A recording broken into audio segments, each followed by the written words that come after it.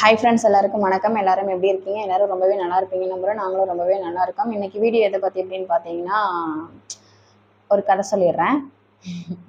டெய்லியும் கதை சொல்லிட்டு லாஸ்ட்டாக சொல்கிறேன்.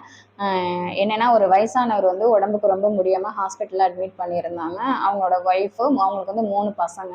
3 பசங்களும் சுற்றி உட்காந்துருக்காங்க. ஒய்ஃபும் கூடவே உட்காந்துருக்காங்க. அது கூடவே அந்த ஹாஸ்பிட்டலில் ஒரு நர்ஸும் உட்காந்துருக்காங்க. ரொம்ப முடியல அப்படிங்கிறதுனால நம்மளுக்கு வந்து இதான் லாஸ்ட்டு கட்டம் அப்படின்னு சொல்லிட்டு ஒரு முடிவு பண்ணிட்டு ஃபஸ்ட்டு பையனை கூப்பிட்டு என்ன சொல்கிறாருன்னா, இப்போ 3 ஏரியா வச்சுப்போம்.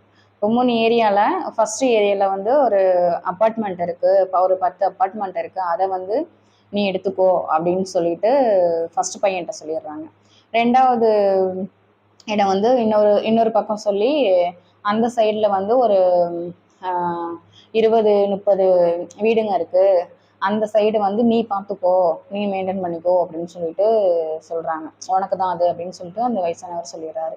3வது இடம் வந்து ரொம்ப குட்டி பையன், கடைசி பையன் அப்படின்னாலும் செல்லமாக இருக்கிறதுனால அவனுக்கு கொஞ்சம் அதிகமாக இன்னும் அந்த சைடில் இன்னொரு சைடு 3வது சைடுன்னு வச்சுக்கோங்களேன். அந்த சைடில் வந்து இவங்க 2 பேருக்கும் கொடுத்ததை விட அதிகமான சொத்து அப்படின்னு வச்சுக்கோங்க. சொத்து இல்லை, நான் கதையை லாஸ்ட்டு சொல்கிறேன். 3வது இடம் வந்து அங்கே நிறைய பங்களா இருக்குது. அங்கே அதை வந்து நீ வச்சுக்கோ அப்படின்னு சொல்லிட்டு வயசானவர் 3 பேருக்கும் பிரித்து கொடுத்துறாரு. 3 பசங்களுமே வந்து ரொம்ப சோகத்தோடு அழுதுகிட்டே சரிப்பா நீங்கள் சொன்னபடியே செய்கிறோம் அப்படின்னு சொல்லிட்டு சொல்லிடுறாங்க.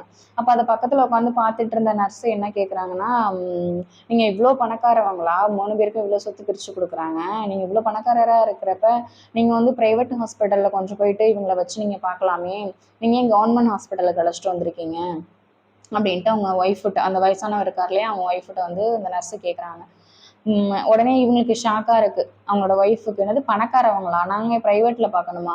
நீங்கள் என்ன பேசுகிறீங்க? அவர் வந்து இப்போ சொத்து பற்றி பேசிகிட்டு இருந்தார்ல, அதுக்காக தான் கேட்குறேன். இவ்வளோ சொத்து இருக்குல்ல, நீங்கள் ப்ரைவேட்டில் பார்க்க வேண்டியதுன்னு கேட்குறதுக்கு, சொத்துலாம் எதுவும் கிடையாது. என் வீட்டுக்கார் வந்து பேப்பர் போட்டுட்டு இருந்தார், அந்த வேலை தான் பார்த்துட்டு இருந்தார். இப்போ அவருக்கு அப்புறம் வந்து அவர் எங்கெங்கெல்லாம் பேப்பர் போடணுங்கிறதுக்காக 3 பேர்கிட்ட வந்து இங்கெங்கெல்லாம் நீங்கள் போடுங்கன்னு சொல்லிட்டு அதை தான் டீட்டெயில் சொல்லிட்டு இருந்தாரு அப்படின்ட்டு சொல்லவும், நர்ஸு வந்து கேட்டுட்டு இருந்த நர்ஸ் வந்து உடனே அப்படியே ஷாக் ஆகிட்டாங்களாம். இப்போ இதுலேருந்து என்ன தெரியுது அப்படின்னா, நம்ம வந்து கேட்குறதுக்கும் உண்மையாக அங்கே நடக்கிறதுக்கும் வந்து நிறைய வித்தியாசம் இருக்கும். ஸோ நம்ம காதால் கேட்குறத வச்சுட்டு அங்கே வந்து என்ன நடந்துச்சு அப்படின்னு தெரியாமலே சில பேர் நடந்துட்டு இருக்காங்க. கண்ணால் பார்ப்பதும் போய், காதால் கேட்பதும் போய், தீர விசாரிப்பதே மெய். இதுதான் அந்த கதை. சரி, ஓகேங்க. இந்த வீடியோ உங்களுக்கு பிடிச்சிருந்தா லைக் பண்ணி, ஷேர் பண்ணி, கமெண்ட் பண்ணுங்கள். மறக்காமல் சப்ஸ்கிரைப் பண்ணிவிடுங்க. இப்போ தான் எங்கள் வீடியோவை ஃபஸ்ட் டைம் பார்க்குறீங்க அப்படின்னா எங்கள் சேனலுக்கு கண்டிப்பாக சப்போர்ட் பண்ணுங்கள். ஓகே, தேங்க்யூ, பாய்.